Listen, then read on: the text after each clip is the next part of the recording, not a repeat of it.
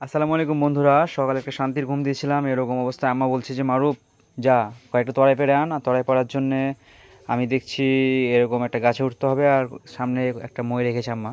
তো এই মইটা দিয়ে আমাকে তরাই গাছে উঠতে হবে।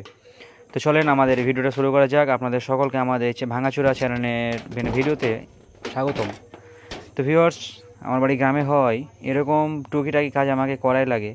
আমার সামনে দেখতে পাচ্ছেন আপনারা এই কুমড়ো গাছগুলো, এগুলো আমার আম্মু লাগিয়েছিল। আর আমাদের এলাকার মাটি এতটাই উর্বর, যার ফলে এখানে যাই লাগাই তাই হয়, মাশাআল্লাহ, আলহামদুলিল্লাহ।